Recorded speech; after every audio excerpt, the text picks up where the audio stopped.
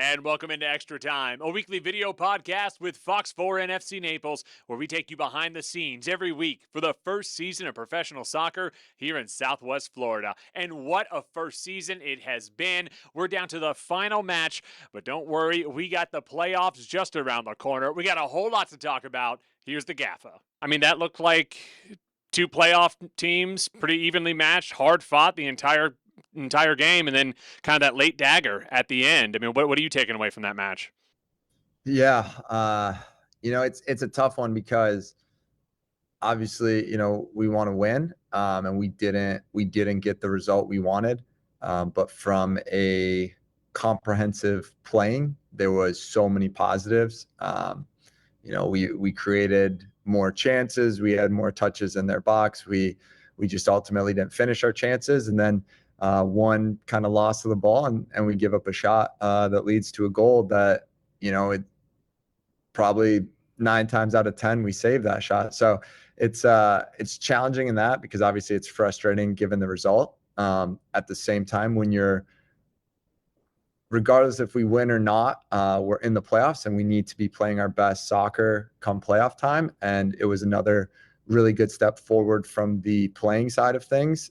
So there's a lot of positive takeaways, although obviously the result is frustrating. Let's go ahead and move on to this weekend. Final home match of the season. Unbelievable that we're at this point. Charlotte Independence is coming to town. Now, you guys faced them last month. You got a 1-0 victory in that game. It's going to be tricky. They're the one team, they do not yet have their playoff pitch or their playoff spot secured. So they're holding on to that for dear life, and they've got some teams underneath them. So I expect them to come out firing. What are you expecting? Yeah. I mean, they have literally their postseason to play for. Just because there's teams, if they don't win, that can pass them. So they're going to be coming with everything they've got. They're a very athletic team. They move the ball. They play very high quality soccer in the attack. They make a lot of runs. So it's a game that's going to take a lot of effort. Probably obviously thinking and being organized is important, but it's a game where you're just going to have to be willing to outwork them because they are going to make you work very, very hard. I suppose it's possible. I mean, the table is so tight in different locations. I know AV Alta, who's right below them, they kick off at 5, so that match might be over before you guys kick off. Ford Madison, they kick off at 6. Maybe by halftime, you might know for sure if both those clubs lose. Maybe then Charlotte Independence throws in the backups. Who knows? But the fact of the matter is, you're kind of going into that match not really sure what everything is going to look like in the future.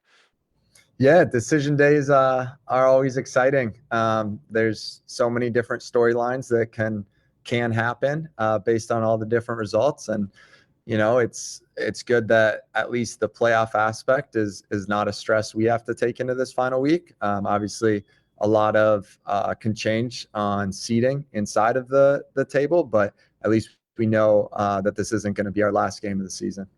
And how do we talk about that? You're in an unusual spot because you're since we're about to enter the playoffs, and that's when sports get cruel. I mean, it's single elimination, and so whereas during the regular season, hey, 3 weeks from now we're facing this team. You don't know if you've got a match 3 weeks from now, and if you do, you don't know who it's against. You don't know where it's going to be. How do you sort of process all of this unknown? Yeah, basically, once Saturday ends, it's a new season. Everything that all the hard work, all the sacrifice, all the results, basically they just go away. Obviously, with seeding and playing at home or not, that changes some things, but ultimately the games still have to be played. And as you said, it's single elimination. So now any team, regardless of their ranking, has to take care of business every single game of the playoffs, or else their season's over. So it's kind of a moment to refresh, a moment to get excited for, because now it's fully based on your success or failures if you get to keep playing. So it's an exciting time. Yeah, and I'm sure next week we'll discuss sort of because the strategies change. It's a draw doesn't necessarily do you any good. So things will change. But we'll talk about that next week. But let's talk about the end of the season here. A couple things stand out in the inaugural season. 5 new teams joined USL League One, including you guys. Only 2 have made the playoffs. Now AV Alta might be able to sneak in, but it's you and Portland. Coincidentally, you and Portland up towards the top of the league as far as league attendance. I mean, this community has really embraced it. They have as well. What do you point to for the amount of success you've been able to have in your first season? Yeah, I mean, there's numerous things that it takes. Obviously, it starts with even before I got here with the front office and getting the right sponsorships in, selling season tickets, building the community, the scouting process of players, then the formation of a team culture, a team identity, the players themselves getting the results week in and week out. Our medical staff keeping the guys healthy so they can be available.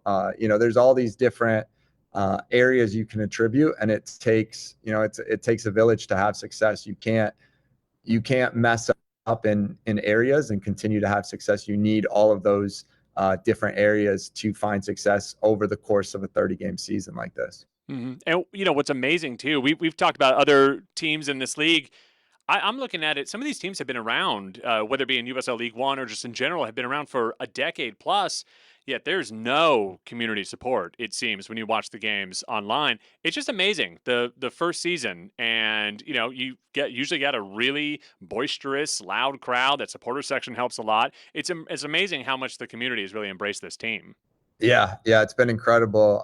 The support since before day one, even really, and they've continued to show up and continue to support us. And you see that's reflective in our results at home. That was only our second loss in the league play all season at home. You see the guys really rally behind all of our fans and our community support. So it's great to see. And ultimately, at the end of the day, we're a sport, we're an entertainment business, and the fact of the matter is, you have to connect with the community to have success. And seeing the community buy into what we're doing is incredibly, and it's an incredible. It takes a lot of. I take a lot of pride in it because ultimately, if sports aren't impacting the community that you're playing in, then why play the sport? And so it's great to see the connection from the field to off the field. Yeah, yeah, well said. Let's talk about moving into the playoffs. How are you feeling as far as the health of the team, kind of the movement? How are you feeling about the actual like players on the field? Yeah, at this point in the season, everyone's somewhat banged up. Now it's about trying to manage it as best you can, especially we're not a super deep squad. So it's really maximizing these days in between games to get them as healthy as possible, to get out there and to be able to perform. But again, we're doing a lot of things. If you look at, take out the Westchester game was a poor performance from the team. But if you look at the last 4 or 5 games, maybe the results haven't been what we've wanted fully, but the way in which we're playing, the way in which we're creating goals, all of those things are increasing. And ultimately, what you want is to go into the postseason playing your best football, and then you have to get results, but you need to be playing your best football to compete against the best teams in the league. Do you find yourself in that final match looking up at that scoreboard? I mean, if Union Omaha ends up losing and you guys win, maybe you guys can host the playoff game, and then those guys are probably looking at, well, what about what about AV Alto? Or anything? Do you find yourself poking around at the other, or are you just trying to focus on that match?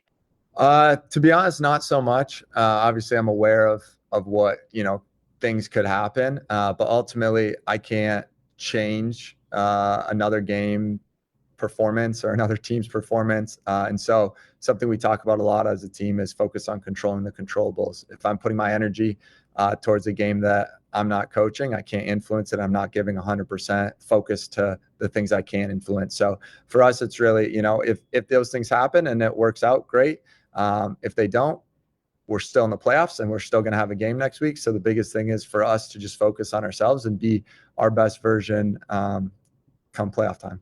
So let's end it with this. Kind of peel back the curtain. That final whistle blows on Saturday night after the 90th minute, and by then most of the game should be kind of over, or at least close to over. So what is it? Then you go check. Okay, where are we at in the seedings? Who are we playing? Is that sort of because it's a brand new season essentially?